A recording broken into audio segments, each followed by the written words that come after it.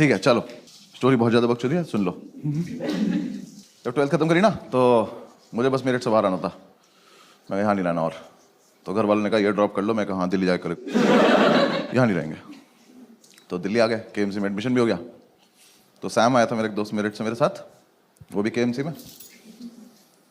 हम दोनों ने एक PG में रूम ले लिया। काफ़ी आलीशान रूम था, 2 सिंगल बेड थे, अलमारी के नाम पे एक माचिस की डब्बी लगी थी दीवार में।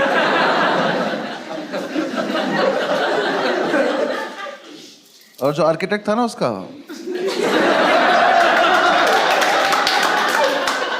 वो थोड़ा नशे में था।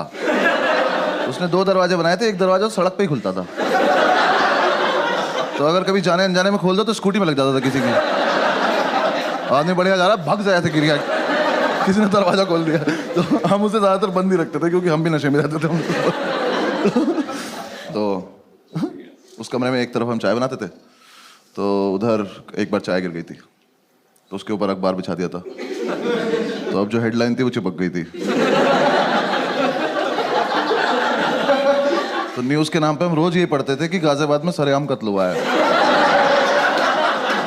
और हम रोज वहां से निकलते कहते गाजियाबाद में बहुत कत्ल हो रहे हैं यार।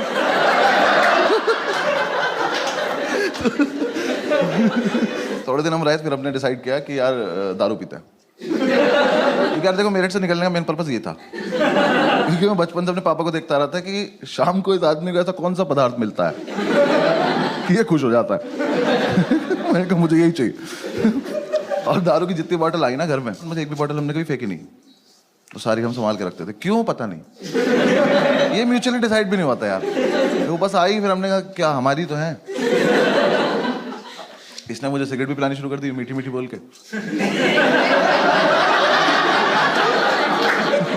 भाई पी के देख मीठी मीठी लगेगी। मैं कहते पी के देखी, मुझे लगी भी। मैंने कहा सही है। जितने लोग स्मोक करते हैं उन्हें पता होगा कि छोटी गोल्ड में से ना धुआं बहुत आता है। जो नहीं करते मैं बता रहा हूँ आप, हाँ ऐसे गूगल मत करने लग जाना, आता है वो। पता नहीं उसके हाथ कुछ बीमारी है, वो पुरानी सिगरेट कभी खींच लेती है, पता नहीं क्या उसके साथ। तो ना कमरे में धुएं से बादल बना के और बस उसे बैठ के देखता रहता था।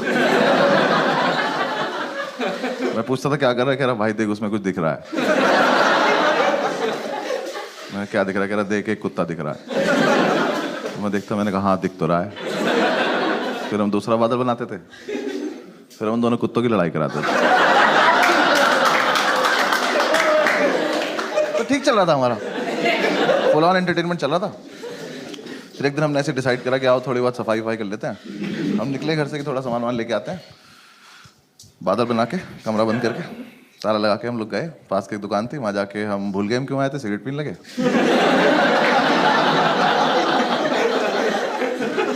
फिर याद आया तो मैंने वाइपर लिया, तो इसने बोला कि वाइपर मत ले यार, रख दे वापस। मैं कह रहे वो कत्ल के निशान मिटाने ले लेते।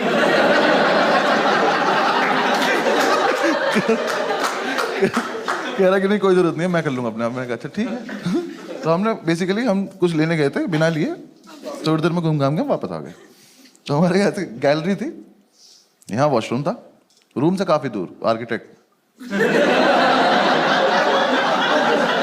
होगी उसकी कुछ दिक्कत, मुझे नहीं पता क्या। तो ऐसे वॉशरूम था, चाबी इसके पास थी, भाग के आया और वॉशरूम में घुस गया। तो मैंने कहा चाबी, कह रहा नहीं दे रहा। ये क्या फेटिश है कि मैं चाबी छिपा लूंगा अपने पास।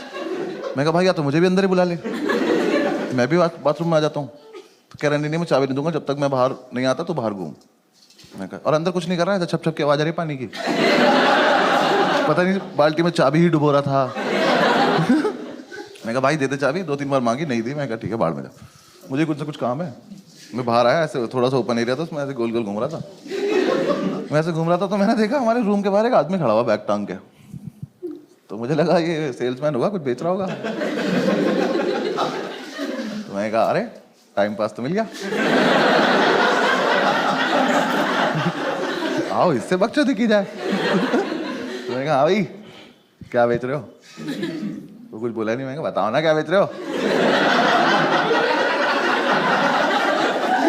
तो वो पलटा, कहता तुम कौन हो। मैं कहा मैं कस्टमर, बताना क्या बेच रहे हो।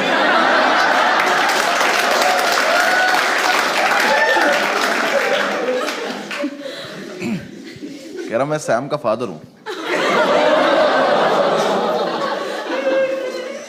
ये तो कोई बेचने की चीज। तो मुझे समझ नहीं आया इसको रिएक्ट कैसे करते, मैं बस पलटा में चल दिया। तो कह रहा कहाँ जा रहे हो? मैं कहा मैं कस्टमर ना, कुछ खरीदने जा रहा हूँ। कह रहा सही से बताओ तुम करते क्या हो? मैंने कहा अंकल मैं ना पीछे डांस सिखाता हूँ वहां पे ना। कुछ समझ ही नहीं आया। मैं रियाज ही कर रहा था, आप आ गए एकदम से ना। तो थोड़ी दूर में भागा। कह रहे एक सेकंड तुम अनुभव हो ना? आप थोड़ी बात सीरियस होती जा रही है। मैं कहा नहीं।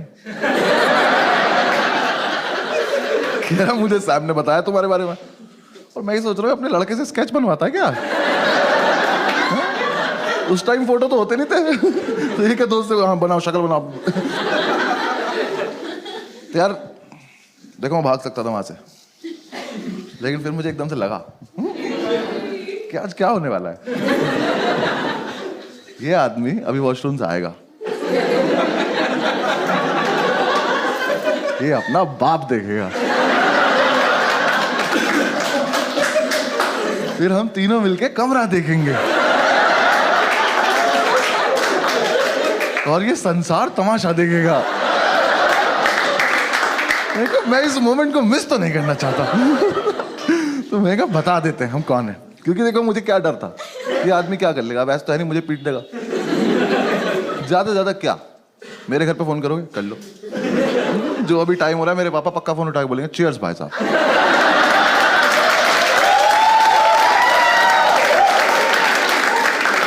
मुझे कोई लोड नहीं था, मैंने पूरी कैलकुलेशन की अपने दिमाग में। मैं कहा बता देते हैं। मैंने कहा हाँ अंकल मैं अनुभवी हूँ, मैं तो ऐसे ही मतलब थोड़ा मजाक कर रहा था आपसे। उसका मुंह देखे बोलना नहीं चाहिए था कि उससे मजाक कर रहा था मैं। भाई बिल्कुल बाप। हाँ जो मेरे पापा ना पापा है, ये बाप कहते हैं। वो लड़के नहीं तो बचपन से बाप बनना चाहते हैं कि स्माइल नहीं करेंगे वरना औलाद पैसे मांग लेगी। इतना सीरियस ऐसे खड़ा। मैं कहा ठीक है अंकल मतलब मैं ही हूँ, आप बताओ कैसे हो आप? कह रहे सैम कहाँ है? हो गया शुरू। मैंने कहा अंकल यहीं पे है, ये रहा यहाँ पे वॉशरूम है, वॉशरूम में। कह रहा बुलाओ उसको। मैं कहा भी बुलाते हैं। मैं गया, मैंने जाके गिर दिया। मैंने कहा बैठी आपके फादर आए हैं।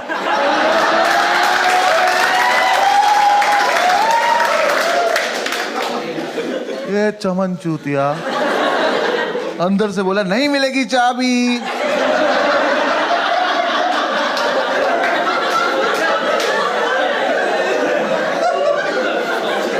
कहा बैठी रख लो चाबी, आपके पापा आए हैं। तो अंदर से कह रहा मेरे डैड जी क्यों आएंगे? वो तो यही आदमी बता पाएगा। मैंने कहा भाई यहाँ एक शख्स है जो क्लेम कर रहा है कि वो आपके पापा है, तो अब ये कंफर्म करने के लिए आप ही को आना पड़ेगा, क्योंकि मेरे पास कोई टेक्नोलॉजी नहीं है। इसको समझ ही नहीं आ रही है बात। इसको लग रहा है मैं चाबी लेने के लिए अलग अलग बहाने बना रहा हूँ। ये अपनी जोन में खुश है। और ये कॉमर्स का था ना, तो ये नया नया कूल बना था दिल्ली।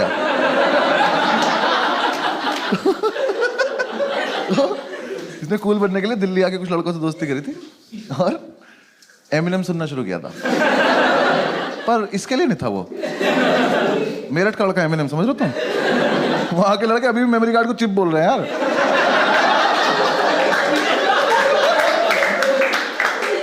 मैंने से फिर से बोला, मैंने कहा वाडी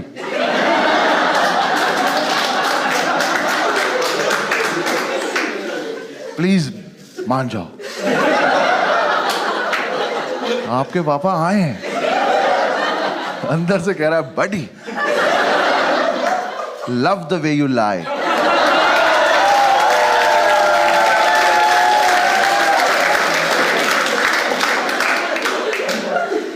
नहीं नहीं नहीं, अपने पापा कसम नॉट लाइंग। एक ही मिनट लगेगा, बाहर आके चेक कर लेना। अलग फील में इतने में अंकल आ गए कि हाँ चल क्या रहा है। अंकल आए, मैंने कहा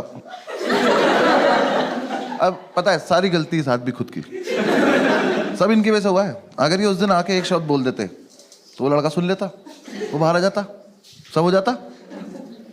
बाप है, कैरेक्टर में रहना। यहाँ आके मुझसे कह रहा है कि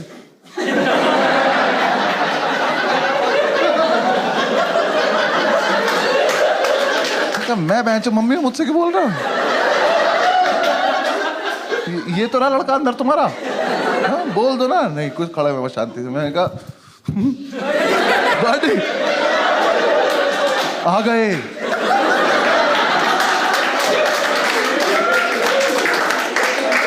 यार पता है सब सच है। एकदम से इसका मेरठ ऊपर आया, एमिनेम नीचे चला गया और इसका पेशेंस लेवल खत्म हो गया। इसे लगा कि अब तो ये बहुत देर से बकचोदी कर रहा है, तो अब मुझे इसे जवाब देने का टाइम आ चुका है। इसने अंदर से इतनी बुरी बुरी गालियां देनी शुरू करी, इतनी बुरी बुरी की स्टेज पे तो मैं दे भी नहीं सकता। ऐसे गालियों का लूप चला और मैं सोच रहा हूँ ये वाली तो बहुत एस्केलेट कर दिया यार तूने। और ऐसे चला चला चला चला चला और एकदम से एक लाइन आई, और तुझे पता है मेरा बाप कितना बड़ा चूतिया है।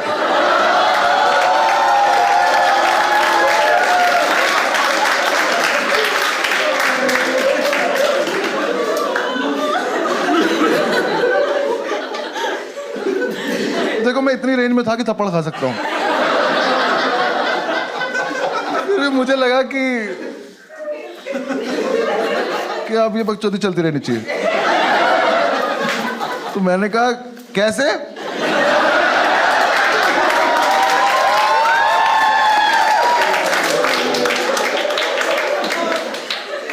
तो कह रहा पता नहीं क्यों आता है दिल्ली, और जब भी आता है एक आलू भुजिया का पैकेट और 4 लड्डू लेके आ जाता है। फिर मेट्रो स्टेशन से फोन करता है, मुझे मेट्रो स्टेशन जाना पड़ता है। कह रहा ये नहीं कभी मैं दारू ले आए।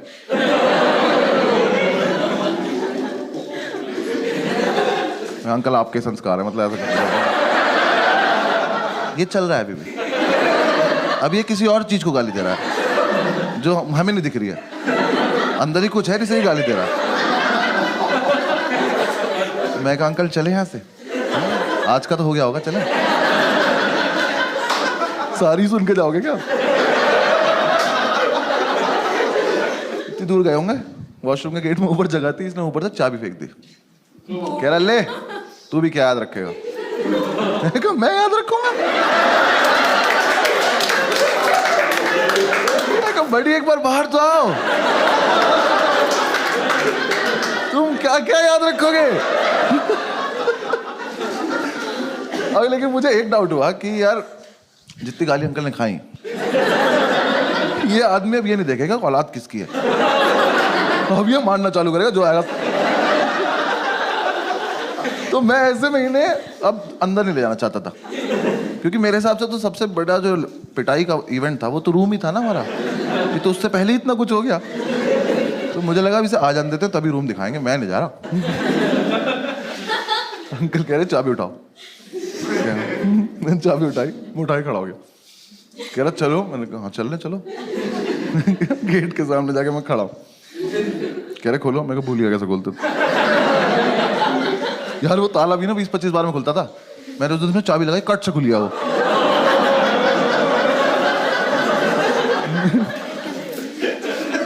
ऊपर वाला तो साथ नहीं दे रहा आज। मैंने ताला ऊपर अटका, कुंडी खोली, मैंने कहा अंकल अब आप कर लो। अंकल ने गेट खोला, पहले तो बादल आए। वो 2 जर्मन शेफर्ड अंकल के ऊपर से गए। वो आदमी स्मोक नहीं करता, कह रहा ये क्या था? मैंने कहा कुछ नहीं। अंदर आओगे तो बिजली भी कड़क रही, आ जाओ। अंकल अंदर घुसे, सामने एक चेयर पड़ी थी, उस पर कपड़े भरे थे। मैंने कपड़े हटाए, मैंने कहा अंकल यहाँ बैठ जाओ, बस बैठ लो। बाप लाइट जलाओ, मैंने कहा लाइट नहीं आ रही। वो पुराना वाला स्विच बोर्ड लगा हुआ था, उस पर वो इंडिकेटर नहीं लगा रहता था, तो वो जल रहा था। तो कह रहा वो तो जल रहा है। मैं कहा ये इन्वर्टर जल रहा है, छोटा इन्वर्टर इतना ही लोड ले पाता।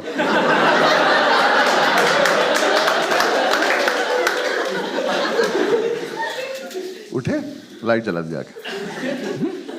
मैं कहा इसमें आप अपने आप किया, आपने जो किया। अब देख लो। कमरा देखा, मैंने लाइव हार्ट अटैक आते देखा। उनका हाथ ऐसे दिल पे गया, मैं कहा ये मरेगा, मेरे नाम ले। मैंने कहा मना करा था ना मैं। बैठ जाओ। बैठ। तो उन्होंने सारी बोतल देखी। तो पहले तो नहीं ये समझ में नहीं आया कि शराब पीते हैं कबाड़ी काम करते हैं।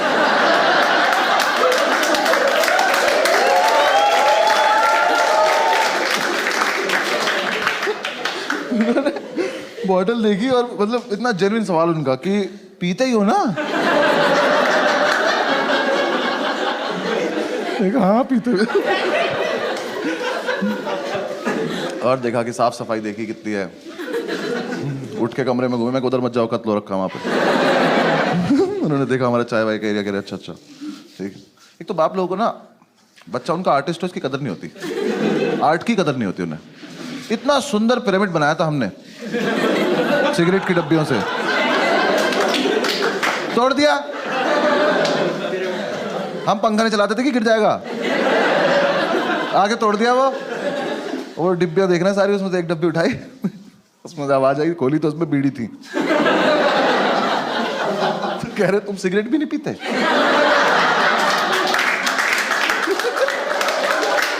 नहीं अंकल पीते हैं, रात को 2 बजे के बाद, इमरजेंसी वाला है। वैसे भी बहुत पैसे बेचते हो ना भाई। वो कैरेक्टर आदमी थे यार वो। सैम उनसे पैसे मांगता था ना कि ये वाली 2 बुक्स चाहिए, पैसे दे दो, तो वही वाली 2 बुक भेज देते थे।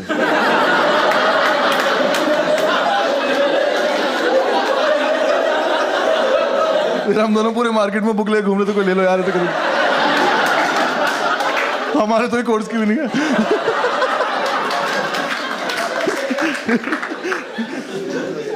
अंकल ने देखा पूरा माहौल वाल, बैठ गए। अब वेट चल रहा है। मैं अंकल चाय पियो, कह रहा चाय पीते तुम लोग? मैं बकचोदी करने की जरूरत, टॉन्ट मत मारो, पीनी है तो बताओ। मैं बहुत देर से वेट कर रहा हूँ, यहाँ पिटाई नहीं हो रही है। भाई इतने में हमारे सैबिनम साहब, देखो इस लड़के को बिल्कुल नहीं पता है बाहर क्या हो रहा है, इसकी दुनिया कहीं और है। ये वॉशरूम से निकला, इसका ऐसे हाथ निकला, ये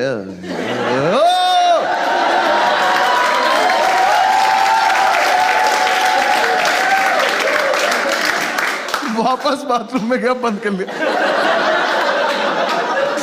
और वहीं से चला रहा, पापा माफ कर दो, कभी नहीं करो पापा। अंकल कह रहे बुला के लाओ इसे। मैं कहा फिर मैं बुला के लाऊं यार, अभी आया तो झपट्टा क्यों नहीं मारा आपने इस पे? तो मैं वापस गया, मैंने कहा बड़ी हो गया, आप धप्पा हो गया, आ जाओ। मैंने कहा देख लिया पापा ने, आ जाओ। अब कुछ नहीं हो सकता। बाहर आया, कह रहा भाई क्या होगा? मैं कहा मुझे क्या पता, तेरा बाप है भाई। मुझे तो देखना है, चल जल्दी। आए रूम में, फैमिली वैल्यूज। भाई नहाती पहले पैर छुए। मैं कहा अच्छा आशीर्वाद मिलेगा आपको। बैठा, अंकल ने कहा क्या है सब? कह रहा मैं नहीं करता। अंकल ने मेरी तरफ देखा, मैंने कहा मैं भी नहीं करता।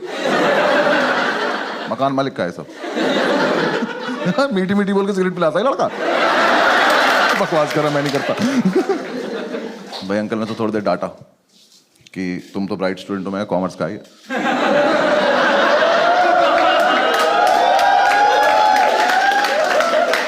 कह रहे बेटा ये सब करने की क्या जरूरत है, फलान ठिकाना, वो डांट रहे। मैं कहा अब मारेंगे, अब मारेंगे, कुछ नहीं। उठे, खुद बाथरूम गए, तुरंत वापस भी आ गए। मैं कहा इनका क्या चल रहा है इनकी फैमिली में? इन लोगों को सीधा सीधा टारगेट दिख क्यों नहीं रहा अपना? सामने मारो पैंच की तरह। फिर वो आप बताए, फिर उससे बातें कर रहे हैं कि तुमने मतलब क्यों किया होगा ये, बेटा गलत चीजें हैं। और मेरी तरफ देख के कह रहे हैं लड़कों के साथ रहना छोड़ दो। मैं कहा छोड़ देना, अभी मुझे वो दिखा दो जो देखने के लिए बैठा हूँ। कुछ नहीं, मैं ऐसे घूम रहा, मैंने अंकल का बैग देखा तो उसमें 1 आलू भुजिया रखी, 4 लड्डू रखे। मैं कहा आज तो नहीं निकालेंगे, आज तो इसे वापस ले जाएंगे। आज तो बात कर रहे हो, उसे करते करते उन्होंने आलू भुजिया निकाल दी। मैं कह अरे यार, कहते ही शर्म नहीं आ रही, अभी गाली खाएंगे।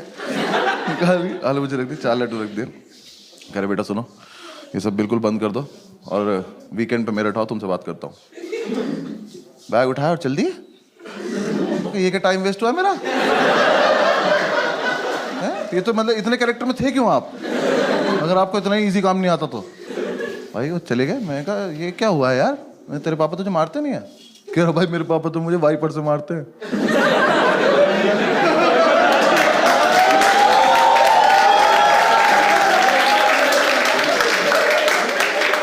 मैं कहा तो इसलिए मना कर रहा था क्या? कह रहा हाँ भाई बचपन से सिर्फ वाइपर से ही मारते हैं। ये अजीब फेटिश नहीं तुम्हारी बहन? बाथरूम से बहुत ज्यादा लगाव नहीं तुम लोगों को? मैं और किस चीज से नहीं कह रहा, नहीं भाई उससे ही मारते हैं। मैं कहा तो अब क्या होगा? कह रहा कुछ नहीं, वीकेंड पे मेरठ जाऊंगा और पापा नया वाइपर लाएंगे और फिर उसके बाद आके दिखाऊंगा। चल दिखा दी भाई, ऐसा कर ली। फिर हम थोड़ी देर बैठे रहे, थोड़ा सैड हो गया ये। तो थोड़ी देर बैठे बैठे इसने बोला कि यार ऐसा तो नहीं हम कुछ गलत कर रहे हैं? फिर 5-7 मिनट बाद हमें लगा कि क्या ही गलत कर रहे हैं। फिर 5-7 मिनट बाद हमें लगा क्या ही होता है गलत।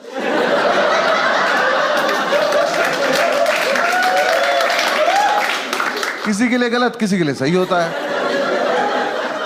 तो हमारे पास एक और क्वार्टर पड़ा था, हमने वो निकाला, एक एक पैक बनाया। भुजिया आई थी, इसका यूज भी तो करना था। हमने भुजिया खोली, अपने अपने बादल बनाए। हमारे कुत्तों की लड़ाई होने वाली थी कि अंकल वापस आ।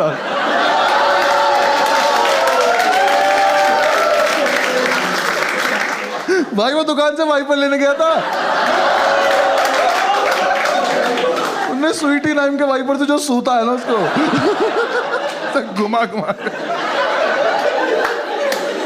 अंकल देखे मेरे uncle love the way you lie.